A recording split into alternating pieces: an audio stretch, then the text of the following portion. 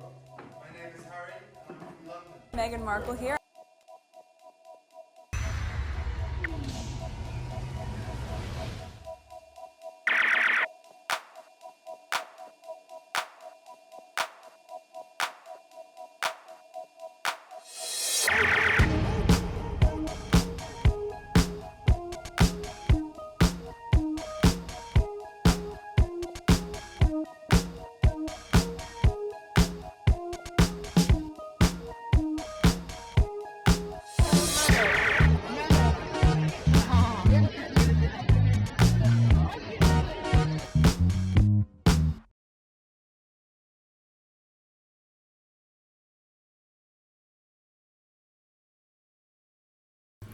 Today is June 20th, 2026. It is 2:53 p.m.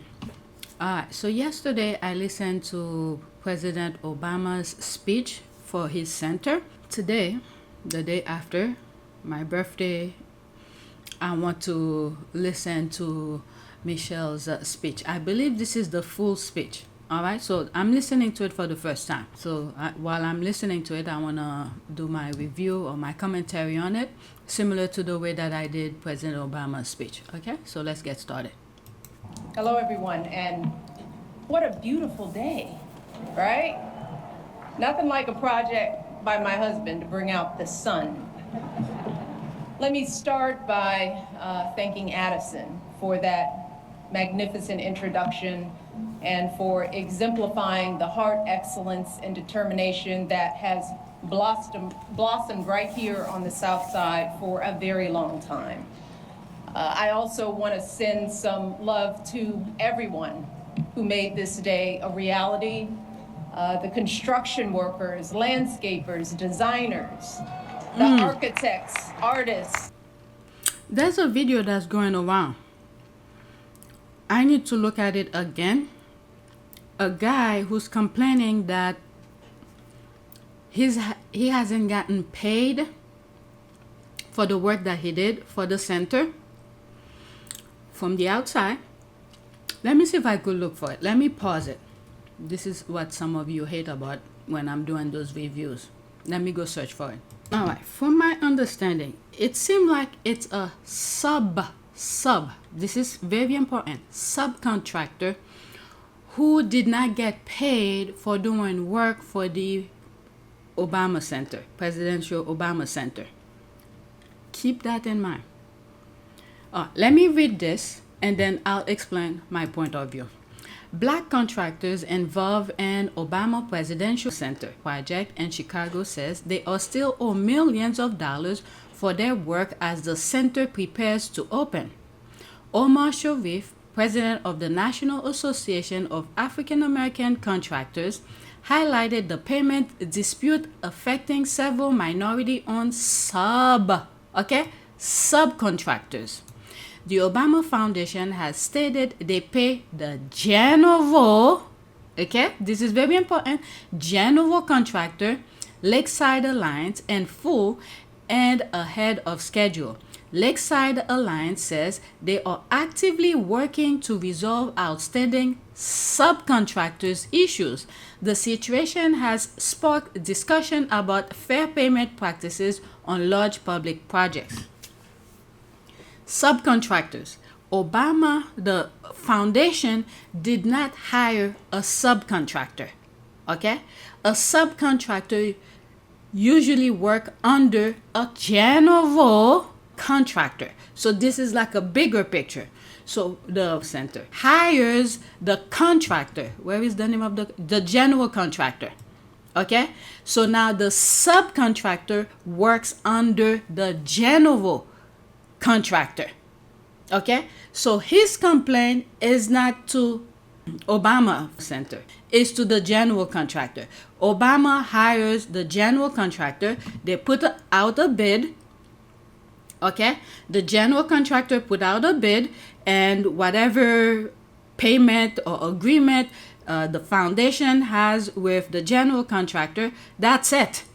Now the general contractor will hire a lower level, a subcontractor, the ones who do the detail, the hands-on or whatever, to do the maybe tiles in the bathroom, or put the sink, or put the sheetrocks, or drywall, or do the painting, or whatever. But the foundation does not have anything to do with him. All right, so let's look into how do subcontractors get paid. Subcontractors typically get paid by submitting detailed invoices or payment application to the general. Okay, this is who President Obama has, should I say the center, the Obama Center has agreement with general contractor. All right. So the subcontractors will submit a detailed invoice application to the general contractor. They receive funds based on agreed upon terms such as milestone, periodic progress intervals, or directly after the GC, general contractor, receive payment from the property owner. So which means I just read the foundation pay the general contractors in full. Okay, in full. So they are done with payment with whoever's doing any work. Now the issue is with the general contractor and the subcontractor, not with the Obama Foundation. Do you guys understand?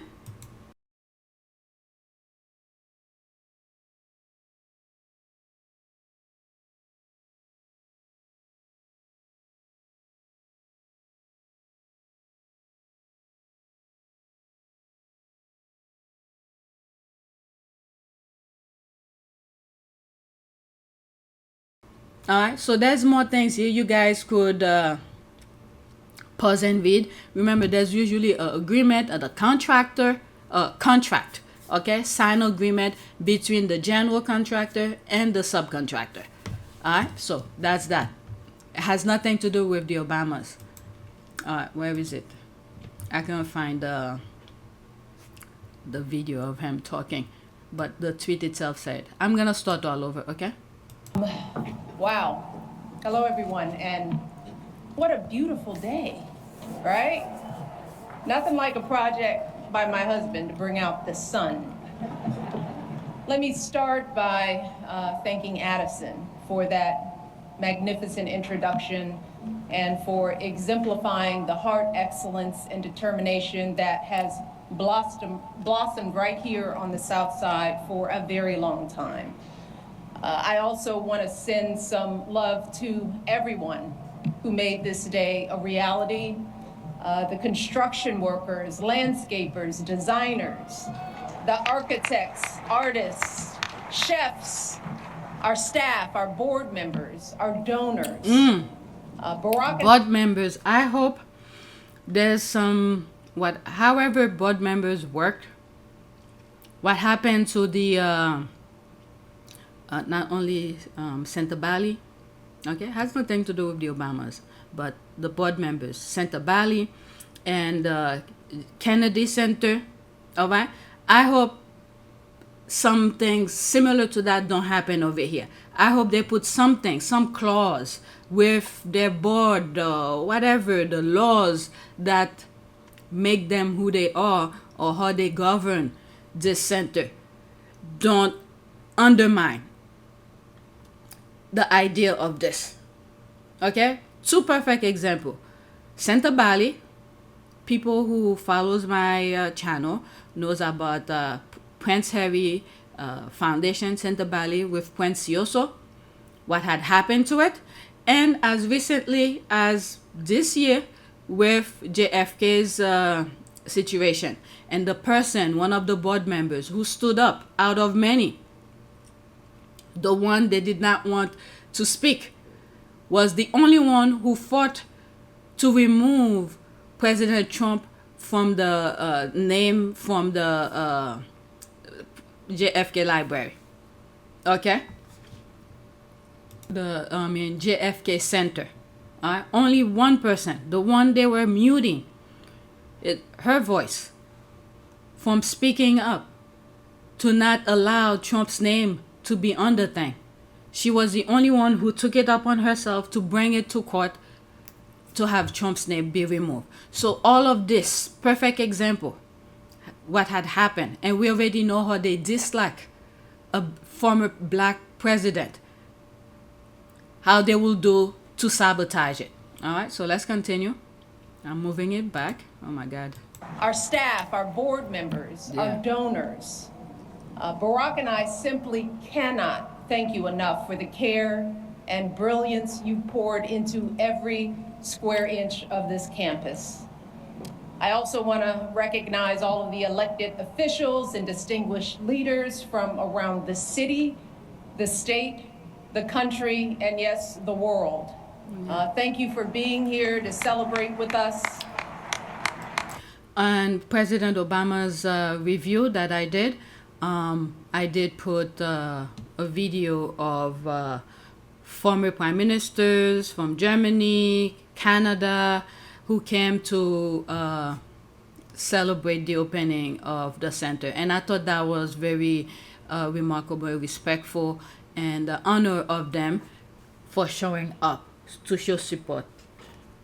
Our old days where we could work together. All right, let's continue. Especially to all of my fellow formers, to Joe and Jill, George and Laura, Bill and Hillary. Thank you from the bottom of my heart for your service to our country over so many years. That was and nice. For your constant friendship and support of our family. We love you guys, truly. Oh, to our daughters, Malia and Sasha, who will always be my babies. Oh my God, even that is though so we're no longer playing hide and seek on the South Lawn with Bo, or hosting sleepovers in the solarium. I see a lot of some sleepover girls here. You both have grown into such brilliant and beautiful young women, making your way out there in the world.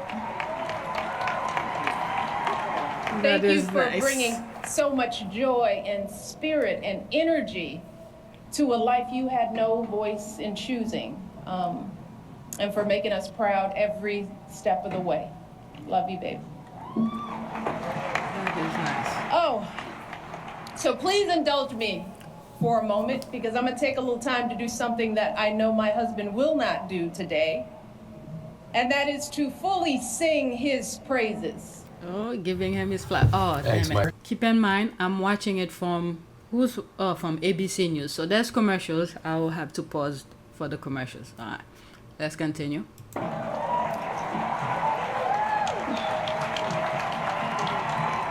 Barack, you gotta look at me. Like a little kid. You told me all those years ago that you couldn't promise me the world, but you could promise me an interesting life.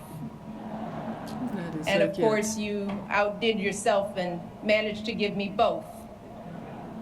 I know it hasn't always been easy, but there hasn't been a single second through this experience that standing by your side hasn't left me in awe. 8 years in the crucible, Ooh, and nice. not once did you melt from the heat. Not once did you let it harden you. Instead, you used it to reveal your truest essence, your stubborn optimism and unflinching courage, your dazzling brilliance and unpretentious decency, your ferocious work ethic. Oh, he's holding back tears. He's trying not to cry. And I'm tearing listening to her saying all of this, giving him his praise and flowers. An absolutely unshakable moral fiber. Moral, that's it, yes. The odds were against him. And to do it all as a first, and the higher standard that comes with all that.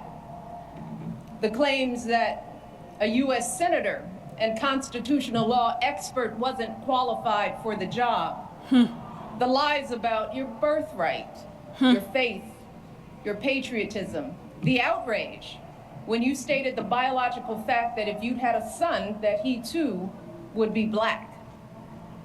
Yet, you were unflappable at every turn, always focused, always calm, always looking at the long view.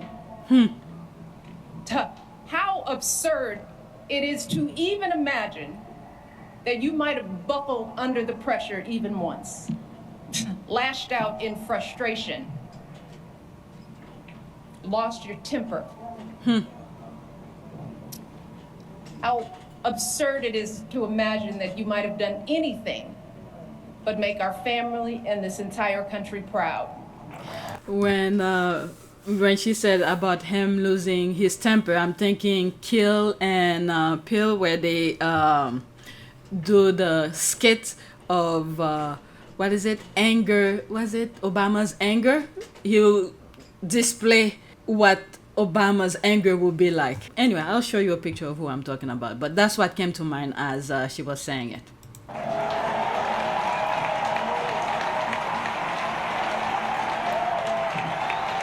No, you were too busy. That is true. The amount of nonsense that Republican put him I'm through. not done, y'all. Not done. So much to say. You were doing the people's work, rescuing our economy, expanding healthcare, ending a war, Oh my ordering God. the Bin Laden. I'm sorry I'm laughing about this. Ending the war. They point the camera at Bush. Oh my God. Oh my Lord. The cameraman is petty. The cameraman is petty. Oh my God. But anyway, let's continue. Rate, saving an auto industry, Oh, she was winning crying. a peace prize. Shade to Trump. Doing all this BS trying to get a...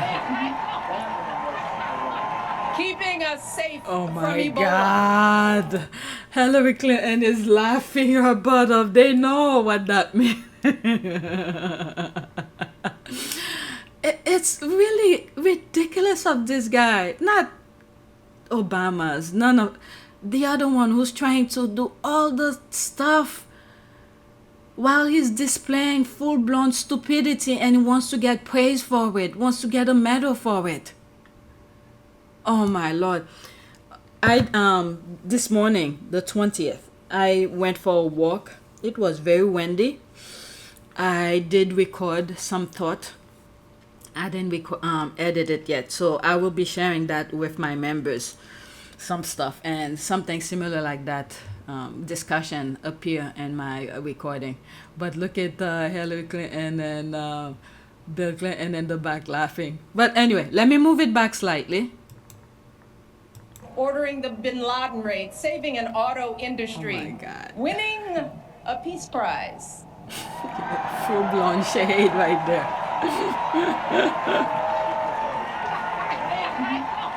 Oh my God, Hillary Clinton Keeping is... us safe from Ebola, regulating the banks, standing up for marriage equality, Hillary is crazy. listening to science, and comforting an entire nation in the face of unspeakable tragedies. I don't know if anybody is paying attention, especially in the US. A lot of scientists have been missing or killed during the Trump presidency. Let me pause for a second. All right, so this is what I type on Google. Something fishy is going on with this kind of thing. You could go on Google and type the exact same question. I'm not going to read everything. Okay? Have there been a lot of scientists in the US missing or killed? Federal agencies, including the FBI and the White House, are actively investigating the deaths, with a S, plural, and disappearances of approximately 11 to 12 scientists tied to highly sensitive nuclear, aerospace, and defense research. The individuals vanished or died under mysterious circumstances between 2023 and 2026. Okay? So you could pause and read more. I'm just letting you know. It's unbelievable. Let's continue. And you did it all with such grace and class and cool that you made the hardest job in the world look like a walk in this beautiful park. Your mother, Toot, Gramps, you are a tribute to their love. They are up there grinning and hugging today because you never forgot who you are and where you came from. Single mother, working hard to get by and get an education and show her son the world. Grandparents who didn't have much, but they had the perfect recipe to nurture your flame. You never forgot the folks in the union halls and church basements here in Chicago, where you first put your ideals to this test. You never forgot all the voters you registered and students you taught. And I really recommend you guys listen to President Obama's speech, because he sort of give you a timeline, a framework of how he came to Chicago, you know, how he developed and learn and understanding about community and all of that. Okay, so go listen to his speech. It's very humbling, understanding. Just go listen to it, okay? And neighbors you organized. You never fell for the temptation of a quick fix or an easy payday. You never changed from that idealistic summer associate who showed up on that rainy day when we first met without an umbrella. You always gave us the very best within you. And in doing so, you reminded the rest of us that we could too. Barack, there are no words to express how proud I am of the way you showed up and continue to show up every single day. It has been an honor to be by your side. You have made me a better person and have given us all an example that we should strive to emulate. And I hope you know, there is truly no higher calling than that. Should have got the video from C-SPAN. Too many commercials on that one. I was thinking of something just when the commercial popped up. Let's continue. There was a commercial. All right. To all of you joining us today, our invited guests, and everyone listening and watching from afar, the Obama Presidential Center was created as a beacon of hope, a monument to our unshakable values, the ones my husband has exemplified his entire life: equality, empathy, honesty, inclusion, fairness. All of the thing I usually send some of my videos. Oh my God, President Obama's trying to hold up not to cry. And especially during these anxious and divisive times, it is so important that we remember that those values are not unique to my husband. They are the same ones that your husbands and wives, your parents and children, your friends and neighbors exhibit and pass on. Every single day, millions of people in this country wake up doing their very best to live decent and purposeful lives. All right, so this is what I was thinking before, especially when she's bringing some of those values of they possess, the families and the U.S. possess. I have said this so many times. One of the main reasons I started focusing on Harry and Meghan, specifically about Meghan, it's when the tabloids starting to dehumanize and paint a picture that was so obtuse, out of this world, where it made me pause and stop and process what I was reading, because I wasn't born in the United States. But I grew up in the United States knowing African Americans. That's not the way that I see. The values that African Americans possess, it's the mainstream media will never say it. Of course, there will be bad apples in every group. It doesn't matter. Which group? There will be bad apple. But the majority of African American, they possess a value of respect, understanding. Yes, when they're having fun, they have fun, but that doesn't mean they are bad people. Their fun may not be up to your standard, but when it's time to have fun, they have fun. When it's time to work, get to in business, they get in business. So when I was saying all those nonsense about Meghan, and she was raised by Miss Doria, later when I find out, I learned more about her and things like that. But from the way the tabloid in the UK was painting Meghan, I was like, there's no way. There is absolutely no way. I had to go look and search and find out what's going on. So there's former First Lady Michelle Obama, who is literally saying exactly some of the things that I have said. Alright, so I'm moving it back slightly. Wives, your parents and children, your friends and neighbors exhibit and pass on. Every single day, millions of people in this country wake up doing their very best to live decent and purposeful lives. Yeah, we're all tested in one way or another. And there are plenty of times we all fall short. Like I said, but deep down, with that was in a different video with the JFK Center, where and so many other things as well. White people, majority of white people, yes, everybody want their name to be in a positive way.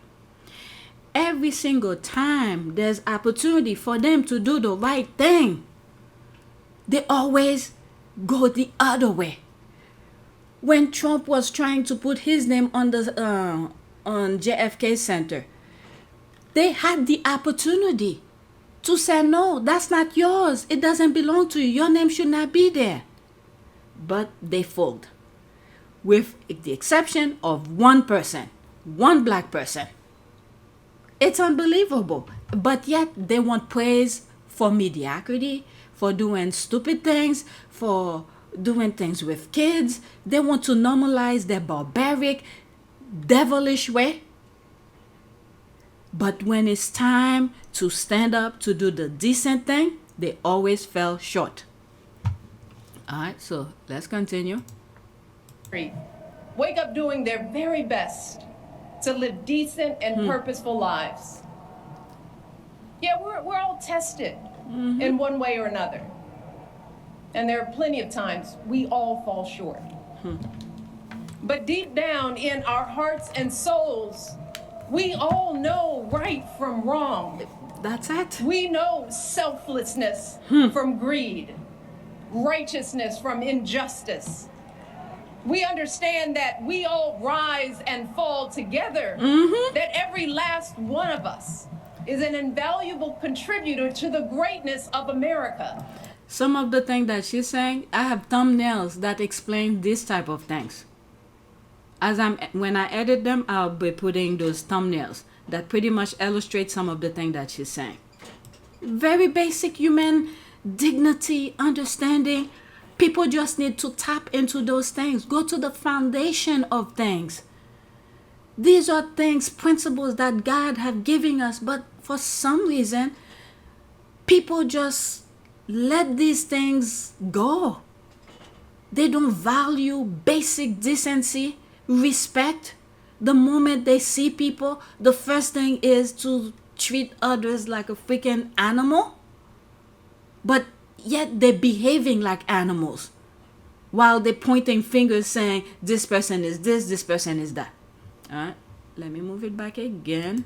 Remember, this is a commentary. If you want to watch this without my input, plenty of other channels is playing it freely. We know selflessness from greed, righteousness from injustice. We understand that we all rise and fall together, that every last one of us is an invaluable contributor to the greatness of America. And I'm talking about the workers living paycheck to paycheck, hoping to give their kids a better future. The teachers using their own money to take their students on field trips. The business owners struggling to meet payroll but refusing to close their doors. All those folks sweating over stoves to provide meals for their communities. Folks shivering in the freezing cold to deliver our packages, picking up trash to keep our parks clean, volunteers dedicating their weekends to coaching t-ball or directing the church choir or mentoring a child. That's where the truth of this country lies. Not in grabbing as much as we can get for ourselves or knocking folks down to prop ourselves up, but in the overwhelming goodness, the relentless striving, the quiet dignity that is inside all of us. Our greatest hope is that this center can reflect back just a fraction of that light, that it can capture the beauty of who we all are, no matter what we look like, or where we come from, or how much money we earn, or how we pray, or vote, or speak, or love. It's why during our administration, we threw open the White House doors to all sorts of folks who don't usually get to meet the president or first lady, the families pinching pennies to send their first child to college, the teenagers who know that a hot afternoon means the bullets start flying, the military spouses and children serving and sacrificing just like their loved ones in uniform, the Native kids showing us that resilience and pride can never be stolen, the 4-H'ers and FFA members with calluses on their hands from feeding livestock, the immigrants proving what it truly means to be a dreamer. These folks aren't Americans too. They are America. They are the beating heart of this country. They are us and we are them. And to ignore this simple truth, to refuse to respect the contributions and experiences of people who aren't exactly like us. This is the thing that many African Americans have been saying. The red carpet that was laid out for immigrants to come to the United States, if it wasn't for African Americans, they will never get through the door. Many of them pass through the red carpet and then they roll it back.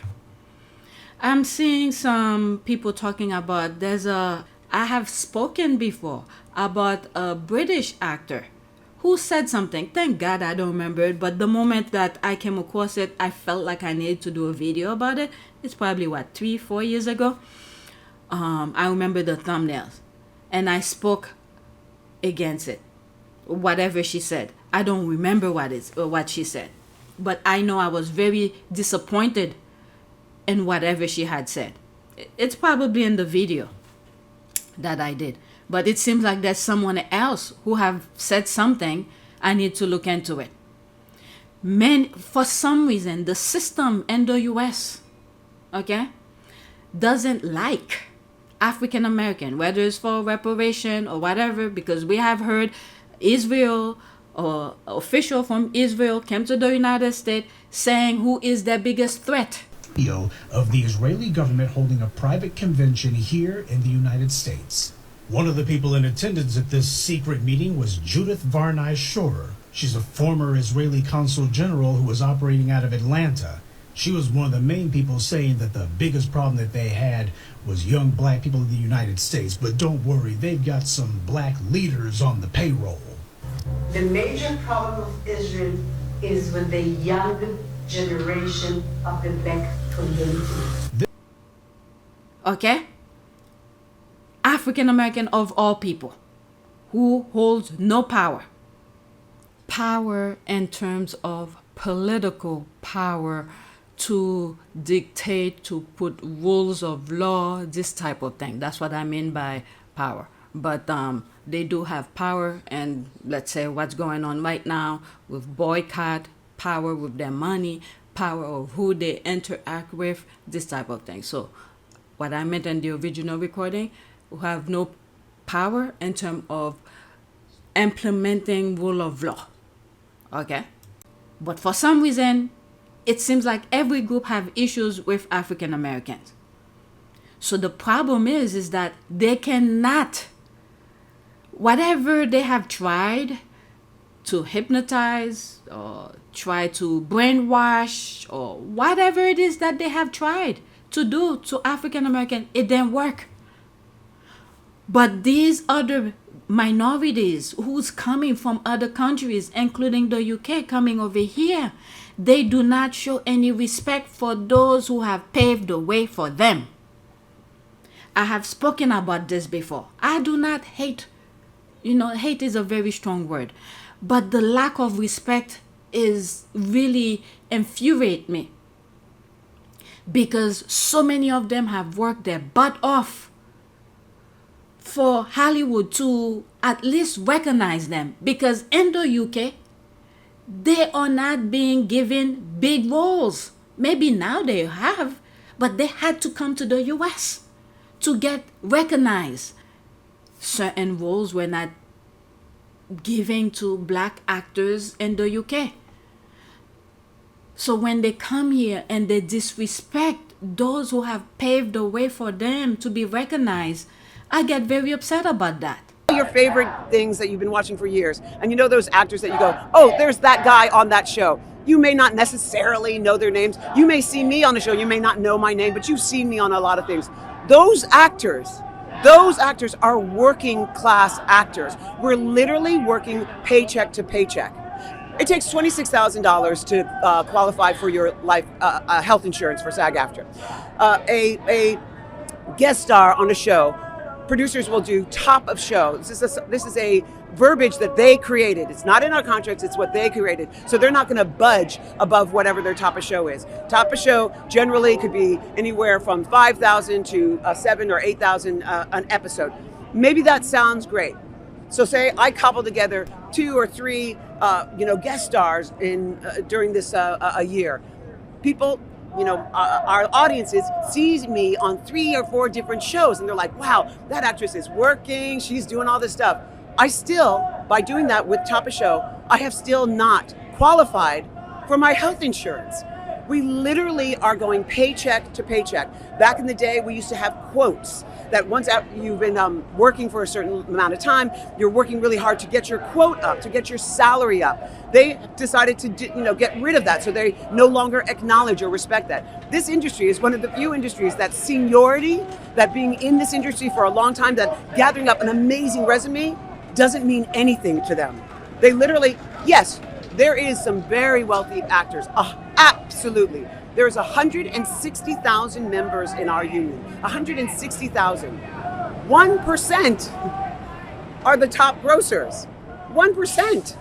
And of that, maybe 2% are the ones that literally support and uplift our union and keep the insurance going. Everybody else is below the line. People don't realize that SAG-AFTRA is not just actors. We're broadcasters, we're stunt coordinators, stunt workers, we're dancers and singers and voiceover artists. There's a huge umbrella that we encompass, and 98% of those people are below the line, are struggling to make a living in an industry that we all know is making billions. I think about this all the time. We talk about this in our caucuses. Back in the day, we used to talk about millions. Everybody wanted to make millions, and oh, wouldn't that be amazing?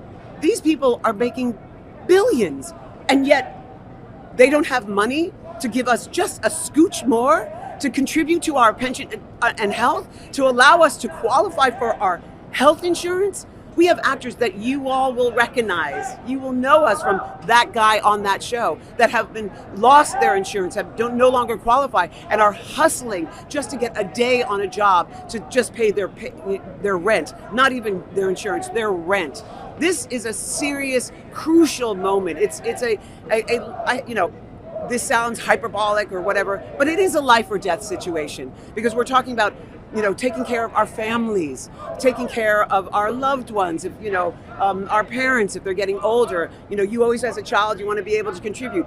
Should I be at this age still asking my parents for money? No, I should be taking care of my parents. It's painful. So the thing is that many African Americans from different industries, whenever the injustice have happened to them, they stand up for their right, because through the history of African American in the United States, they have gone through hell. So whenever injustice occurred to them, they stand up for their right. Now, that clip that I just shared with you, this activist, she's an actor, was protesting to get insurance and things like that. So when many African Americans are standing up for injustice, it triggers other places, different countries, let's say the UK as well, to stand up for their right as well. But the difference between the US and the UK, and this is why the US is trying to copy the system of the UK in a way where they could put each individuals, each groups into a box. The UK is controlled by the elite.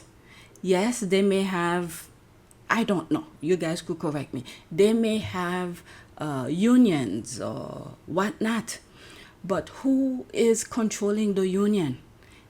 It's like a facade from someone from the outside. It's like a facade. They'll pretend they'll be working with you to make things right, but it's just words. But the elites are in control of everything. So when I see other groups, it may not be just Brits who come to the US, could be different countries. They come to the US, they disrespect African Americans. It pisses me off, because what I have seen with my own two eyes, they lose their lives to create that platform, that stage for them, others to come in. And then when they come in, they disrespect African American. It's so much. I know I'm doing review about Michelle Obama's speech, but different things that she brings up in her speech makes me bring these topics up. If you want to watch the entire speech without any interruption, go watch it on the Obama Foundation YouTube channel. I'm pretty sure it's there. And many other platforms probably playing it without any disruption. Okay, so let's get back to the original recording, and it's almost done, by the way. But anyway, I went off. Okay, I'm moving it back again. These folks aren't Americans too. They are America. They are the beating heart of this country. They are us, and we are them. And to ignore this simple truth, to refuse to respect the contributions and experiences of people who aren't exactly like us, y'all puts us all at risk. Mm-hmm. Failing to see the humanity in all people puts us all on a slippery slope. And the other thing as well, what the situation that America is in right now, it's also due, from my perspective, I'm not saying you guys have to agree with me, it's also due to immigrants who come here who fail to understand the fight that African Americans have fought for, the ideal of freedom that African Americans are fighting for, which attract many of these immigrants to come here to participate in that joy of freedom. It's because this is the kind of freedom African Americans are striving to have. and make many immigrants envy of it. That's why they came here. But once they came here, they forget why they came here, and then they're hating on the people who fought for that ideal of freedom. If it was up to racists, okay, if it was up to white people, their type of freedom is not ideal, is not envied by people. You could see what's happening right now in the United States. You have a government that is run by MAGAs who are racist and caging people. Americans who born here are leaving. They do not like that type of freedom. If you call it freedom, I don't know. They are leaving, which brought, I mentioned it in the Obama speech, I think, when I was doing the review, is that those Americans who are leaving the U.S., whichever places that they are going, whether it's Canada or part of Europe, whatnot, look at what had happened to America, the mistake that America have made, not teaching history of their country, what makes America great, the participation of the people to vote, all those little branches of stuff that needs to be understood. The true history of their country needs to be explained and taught to the newcomers, because if they do not teach them, whatever the country, respective countries they're flying to, which attract them to feel like it's good for them to live in, the people of those countries need to make sure these newcomers understand what their values are, so they don't come and F it up. Just like immigrants who come here, specifically, there are many, but a lot of them are in the U.S. that voted in the 2024 election, the Hispanic groups. Many of them are flying or running from their home countries due to whatever reason it may be. But the ideal of freedom and prosperity for all this kind of thing that America held attract them. But they came. What did they do? They vote to put themselves right back from whatever they were running from. All right, so let's continue. I'm going to move it back again. To refuse to respect the contributions and experiences of people who aren't exactly like us. Y'all puts us all at risk. That's right. Failing to see the humanity in all people puts us all on a slippery slope. That's it. And once that slide starts, there's no telling where it stops. A dangerous precedent that flies in the very face of our faith and of the founding promise of this democracy, that all of us are created equal. That each of us is a child of God with inerrant value. And no one, and I mean no one, has the right to sit in judgment of who's American enough. And no one, and I mean no one, has the right to sit in judgment of who's American enough. That's right. The hypocrisy of this guy is unbelievable. His wife and is not that's why, even... folks, we simply don't have the luxury or time to be cynical or complacent, to wring our hands in despair, to wait for someone else to fix the problem. Y'all, hope is all we have, because hope is the essential spark that lights the fire of change. But hope is a choice. Whether or not we use our voices to speak up is a choice. Voting is a choice. Being a decent human being is a choice. Believing that we still hold the power to build a country that reflects us all is a choice. The Obama Presidential Center is a living testament to the power of choice, y'all. The historic example that millions of you gave the world about what this imperfect democracy has strived for and achieved, and an urgent call to go out there and do it again.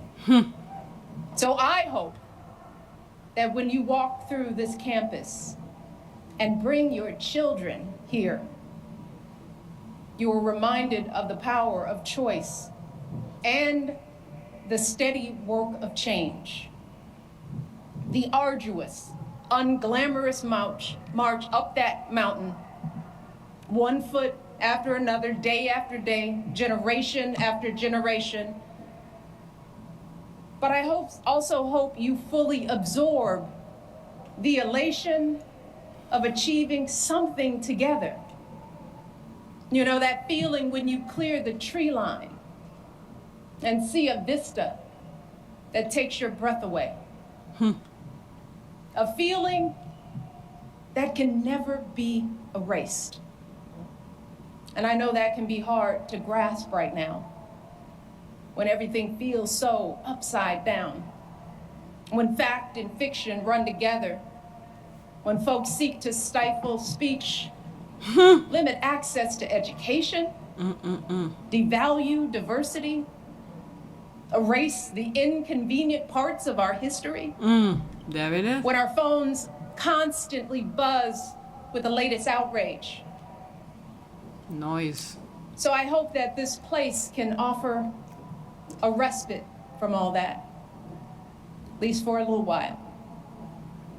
I hope it can reignite the optimism and empathy and ambition that has always powered this country's greatest change. So we want you to come here and put away your phones and talk and laugh and cry, because you're gonna cry, and make new friends. Get your hands dirty in my garden. Push your baby on a swing in the playground. Have a romantic picnic on the great lawn. Because that's the work of democracy too. Being neighborly. Taking care of public spaces. One thing I realize with a lot of Americans, when they are in public spaces, it seems like they don't respect it. From my point of view, others might see it differently. A lot of people, Americans, they don't clean after themselves when they are in public spaces. They don't take their trash with them, or even if the bin is like right there, they will not put the thing in the bin. This is very, disrespect of the public space. But yet when the garbage is piling up, they all hold their nose, saying how disgusting it is. But it takes a collective of people to make the place that you share to be clean. Okay, so that's one negative things that I'm fully aware of. I mean, it may not be all Americans, okay? I'm not saying it's all Americans, but the majority of Americans do that. They don't clean after themselves when they are in public spaces. Having some fun, enjoying each other, shaking out of the isolation and division that have crept too deeply into our lives. And to my fellow Southsiders, I want you all to make this campus a part of your lives.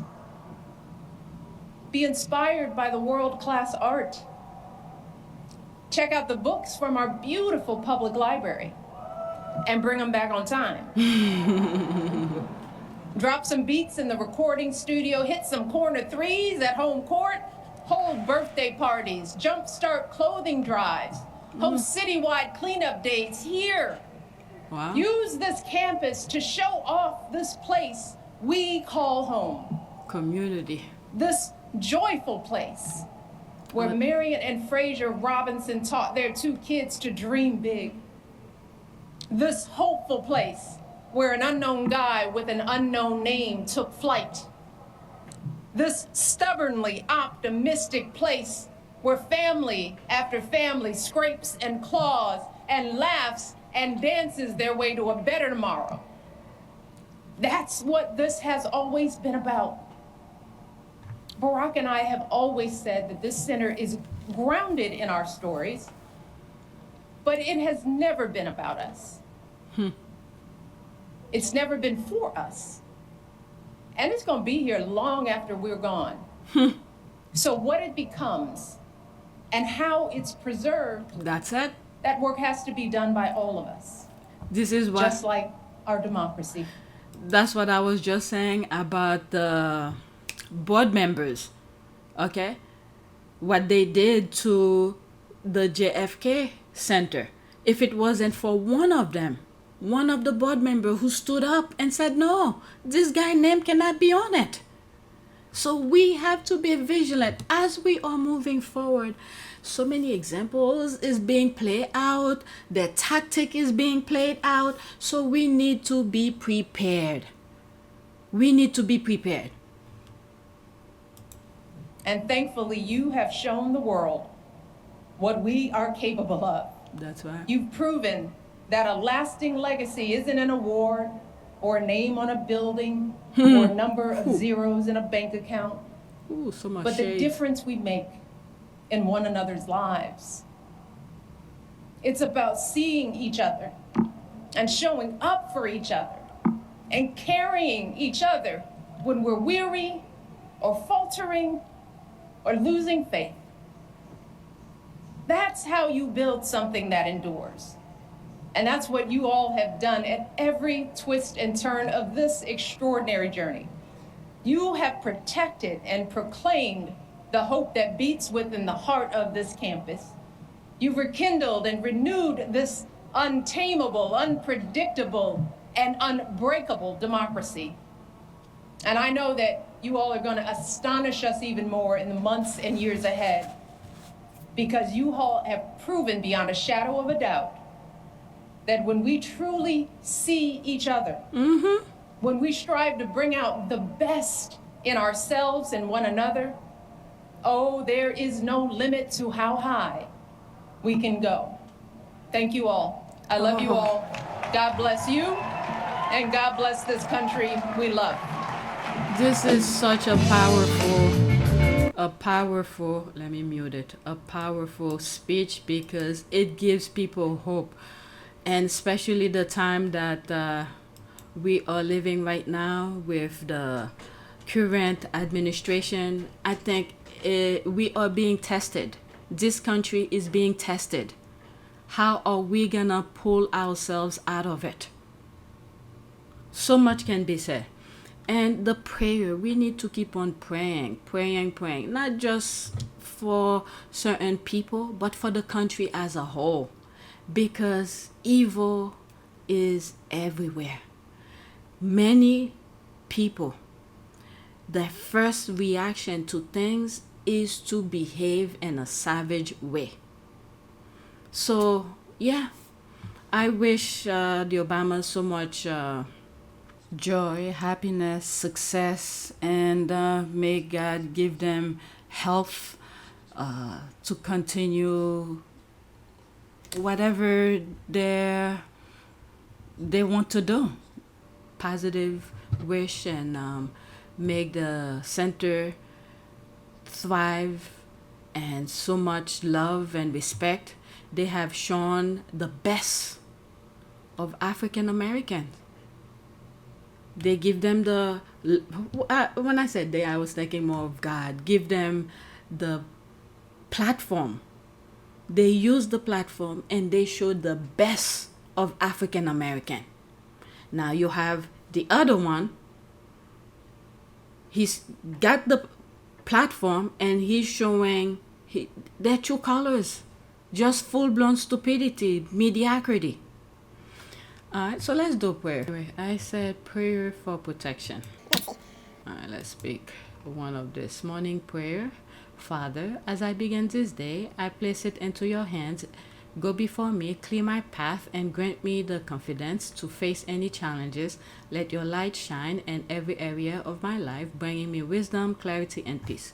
Alright, I haven't done any videos about Harry and Meghan for a while, so maybe in the morning when I get up, I'll do some videos. Alright, so that's it. Thank you for watching.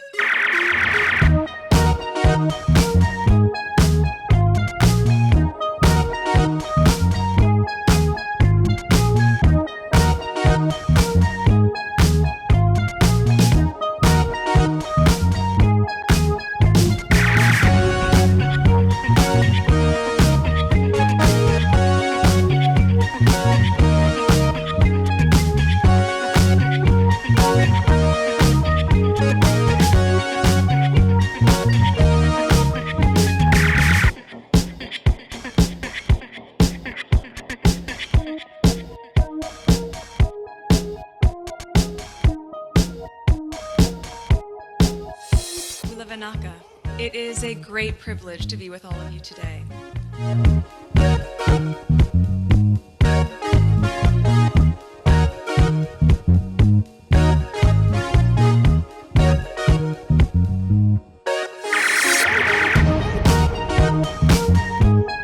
You know, we ask for forgiveness and please come back.